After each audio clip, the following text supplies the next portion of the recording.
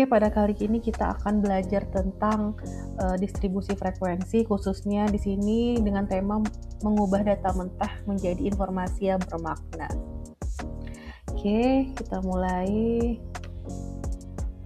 Nah, adapun CPMK dari pembelajarannya ada 2 di sini bisa dilihat. Dan sub CPMK-nya adalah menyusun distribusi frekuensi dan menyajikan dalam bentuk histogram menggunakan SPSS. Jadi kita nanti menggunakan aplikasi ya.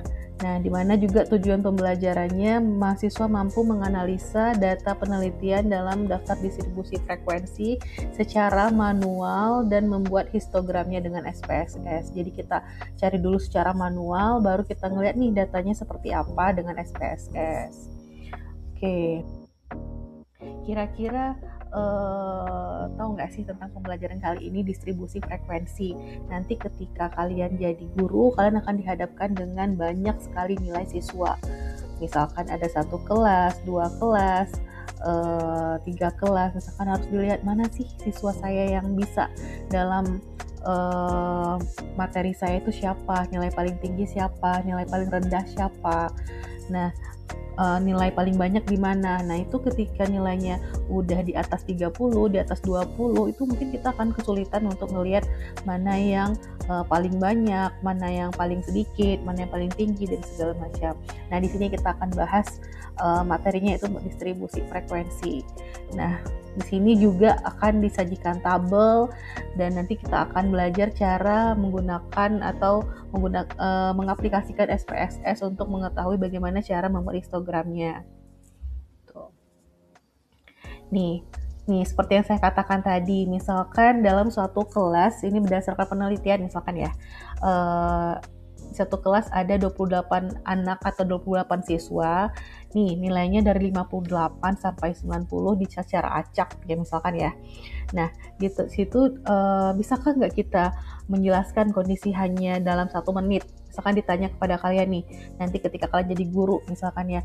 Nah, siapa yang paling tinggi, siapa yang paling rendah, terus juga modusnya di mana ataupun yang nilai yang paling banyak itu di mana. Nah, itu kan akan sulit untuk diketahui ketika kita screening secara manual, misalkan dalam 1 menit, itu saya rasa sih sulit untuk menjelaskannya ya. Nah, disinilah biar data itu mudah dipahami, kita belajar distribusi frekuensi. Ya. Nah, jadi kita akan menggunakan manual dulu di sini. Nah, di sini tujuannya adalah membangun fondasi logika, statistik, dan pemahaman aliran data. Nah ya, jadi kenapa sih perlu manual? Karena kita perlu tahu nih dari mana dapatnya ini, untuk apa, segala macam. Nah, itu kita perlu secara manual. Terus juga outputnya nanti tabel tabulasi dasar ya. Jadi yang seperti ini mungkin bisa pernah kalian pelajarin sebelumnya. Akan tetapi di metode manual ini resiko kesalahannya sangat tinggi. Jadi human errornya tinggi karena ketika kita salah input data satu aja, misalkan nanti akan sulitan untuk menjelaskan hasil akhirnya. Jadi hasil akhirnya itu bisa tidak akurat. Nah, kalau di software SPSS, nah itu dia human errornya rendah. Jadi lebih akurat, terus juga di softwarenya ini juga efisiensi tentunya, karena ketika kita input data satu, semuanya bisa kelihatan hasilnya bagaimana. Jadi risiko kesalahannya itu rendah, dan juga tabelnya berbagai macam, ada histogram, kurva normal, dan berbagai macam lainnya. Gitu. Nih, terus kita akan menggunakan aturan Stargest dalam distribusi frekuensi ini dengan mungkin rumusnya kalian udah pernah lihat sebelumnya ya. Jadi rumusnya jumlah interval kelas atau K sama dengan 1 tambah 3,3 kali log N. Ya, di mana N ini adalah total sampel. Nah, seperti itu. Terus juga setelah kita mengetahui jumlah kelas intervalnya, nah kita akan mencari jangkauan atau range ya. Range itu adalah mencarinya dengan nilai maksimum dikurang nilai terendah. Oke, terus juga setelah kita tahu range-nya berapa, nanti selanjutnya kita akan mencari panjang interval. Panjang interval itu menentukan lebar tiap kelompok kelas ya.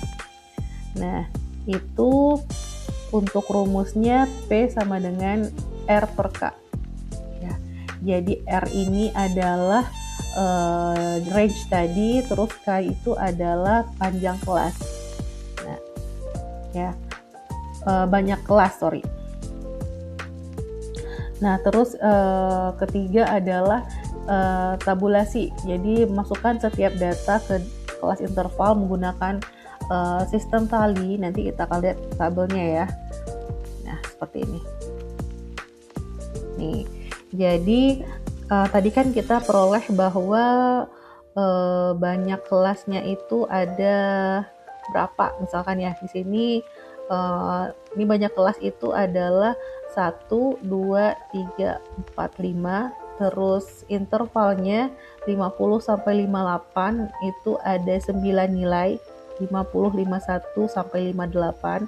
Nah, ini yang 50 sampai 58 ini ada 3 orang gitu. Nah, ketika datanya itu belum didistribusikan ke distribusi frekuensi, nah itu kan sulit kita untuk mengetahui mana yang paling tinggi nilainya berapa, rentangnya berapa, terus nilai yang paling banyak itu di kisaran berapa. Nah, ketika kita udah pakai distribusi atau tabel distribusi frekuensi, itu akan memudahkan kita dalam menentukan berapa banyaknya. Nah, ini kita akan mencari ataupun membuat histogram berdasarkan data itu langkah-langkahnya seperti ini. Jadi kita buka dulu, terus SPSS-nya, terus kita variable view-nya. Ini mungkin kalau udah bisa ya, jadi definisikan name menjadi nilai, ubah measure menjadi scale, input data mentah di data view, terus klik analyze, terus descriptive statistik, terus frekuensi, baru nanti kita pindahkan variabel nilai ke kotak variabel tujuan. Oke, nanti akan saya tutorialkan. Oke, baru kita pilih format histogramnya, baru muncul nanti banyak datanya ataupun bagaimana bentuk histogramnya. Nah, ini kita langsung saja mungkin ya untuk contoh. Di sini ada hasil penelitian, ada 28 siswa juga dari 58 sampai 90 nilainya. Jadi kita akan membuat tabel distribusi frekuensi di sini. Jadi buat histogramnya juga. Nah, seperti yang tadi saya bilang, pertama kita harus mencari banyak kelasnya. Banyak kelas itu kan tadi K tambah 1,3,3 log N, di mana N tadi adalah 28. Setelah kita mencari nilainya, dapatlah K-nya itu 5,78. Jadi dibulatkan jadi 6 ya. Jadi banyak kelasnya itu adalah 6 kelas. Ya, karena kalau koma 5,78 kita banyak kelas itu kan pasti bilangan bulat ya. Jadi harus 6. Terus selanjutnya kita menentukan rentang data. Jadi rentangnya itu kan nilai tertinggi dikurang nilai terendah ya. Jadi 90 kurang 58 itu 32. Nah, nilai minimumnya 58, nilai maksimumnya 90. Dilihat dulu mana nilai minimum, mana nilai maksimum. Terus kita mencari panjang interval pakai rumus R per K. Nah, dapat juga intervalnya itu adalah 6. Nah, jadi kelasnya, banyak kelas itu ada 6, intervalnya juga ada 6.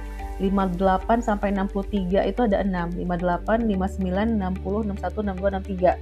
Nah, seperti itu. Nih, seperti ini. Baru kita lihat dari data tadi yang ada di soal.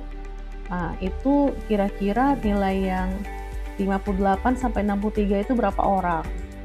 Terus dan seterusnya sampai 88 sampai 93. Pokoknya nilai terendah sampai nilai tertinggi harus ada di rentang interval kelas ini.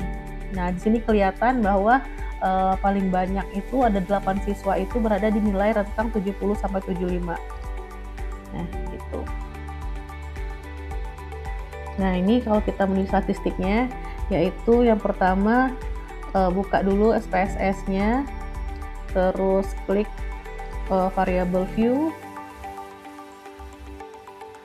name-nya kita input nilai, Oke, terus nih juga ada beberapa kolom, itu nggak usah diganti, langsung saja ya kita mungkin labelnya boleh diganti dengan nilai biar nanti muncul di hasil SPSS-nya itu ada nilainya.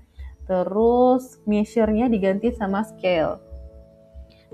Nah, habis itu view kita input tadi nilai yang 58 sampai 93 ya tadi ya. 90 berapa? 28 nilai itu kita input satu per satu. Nah, disinilah kita harus teliti di sini. Baru descriptive analyze, descriptive statistik, frekuensi, terus kita pindahin nilai ke variabel, terus chart, dan kita akan menggunakan histogram ya. Jadi histogramnya diklik sama boleh show normal kurva. Nah, baru oke. Nah,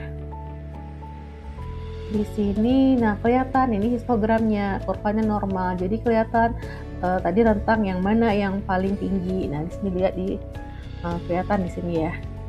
Dari data 58 sampai 90 tadi. Oke. Oh, dan juga mungkin jangan lupa kalau misalkan pembelajaran ini juga berhubungan dengan surat Al-Hujurat ayat 6. Jadi di mana artinya wahai orang-orang yang beriman, jika seorang fasik datang kepadamu membawa suatu berita, maka telitilah kebenarannya agar kamu tidak mencelakakan suatu kaum karena kebodohan, kecerobohan, dan akhirnya kamu menyesali perbuatanmu itu. Jadi kita harus objektif dalam menilai, teliti dalam mengolah data, dan bijak mengambil keputusan. Nah, di sini juga saya memberikan kuis ya. Jadi kuisnya itu terdiri atas 10 soal pilihan ganda, mungkin bisa di-scan ya. Di-scan di sini, dikerjakan, nanti langsung keluar hasilnya ya untuk kuis kalian, untuk pemahaman materi seberapa banyak. Terus ini juga adapun kesimpulan pembelajaran, jadi apa yang telah kita pelajarin, yaitu pertama rentang data. Rentang data itu kita menentukan nilai maksimum, minimum. Terus juga aturan Sturges itu menentukan banyak kelas interval menggunakan aturan Sturges untuk mengumpulkan data secara sistematis. Terus juga tadi ada panjang kelas interval, menentukan panjang kelas interval berdasarkan rentang data dan jumlah kelas yang ditetapkan. Selanjutnya tabel distribusi frekuensi. Terus interpretasi data itu apa? Jadi untuk memperoleh informasi yang lebih mudah dipahami dan bermanfaat gitu. Oke. Nah, ini juga refleksi. Jadi dalam refleksi ini bisa kalian isi dengan kode barcode yang seperti yang ditampil ini. Jadi untuk mengukur nanti sejauh mana kalian memahami materi distribusi frekuensi. Oke, bisa di-scan, nanti dikerjakan langsung ya. Ini juga ada evaluasi pembelajaran ya. Jadi evaluasi pembelajaran ini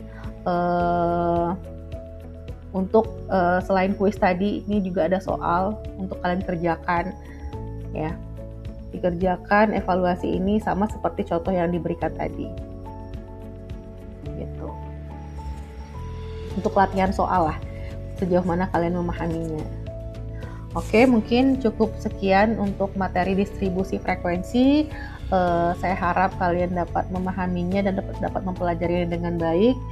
Jangan lupa dikerjakan latihannya agar bisa mengetahui seberapa banyak kalian memahami materi tentang distribusi frekuensi. Oke, sampai jumpa pada materi berikutnya. Wassalamualaikum warahmatullahi wabarakatuh.